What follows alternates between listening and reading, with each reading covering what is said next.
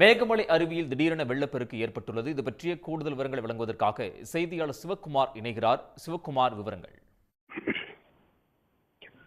தேனி மாவட்டம் ஆண்டிப்பட்டி அருகே உள்ள மேகமலை அருவி நேற்று மாலை வெள்ளப்பெருக்கு ஏற்பட்டது. கேரள மாநில எல்கையை ஒட்டிய பகுதிகளில் தொடர்ந்து கனமழை பெய்ததால் மேகமலை அருவியில் வெள்ளப்பெருக்கு ஏற்பட்டது.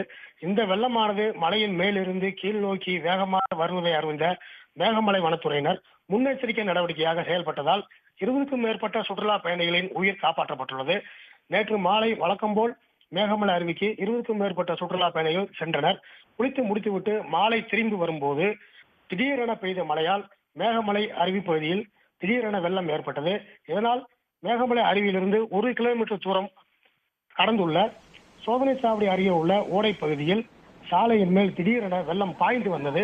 இதை முன்கூட்டியே அறிந்த மேகமலை வனத்துறையினர் முன்னெச்சரிக்கையாக செயல்பட்டு அந்த சாலையில் உள்ள போக்குவரத்தை தடை செய்தனர்.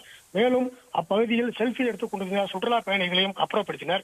இந்நிலையில் திடீரென பாய்ந்து வந்த வெள்ளத்தால் சாலையின் இரு புறங்களிலும் சுற்றுலா பயணிகள் நிற்க வைக்கப்பட்டனர்.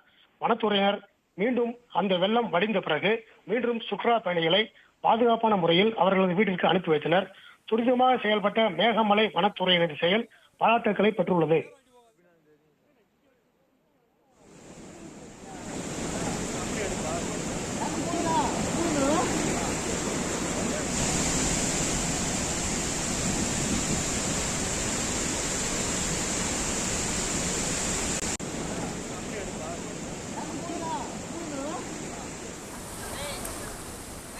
சிவக்குமார், தகவல்களுக்கு நன்றி.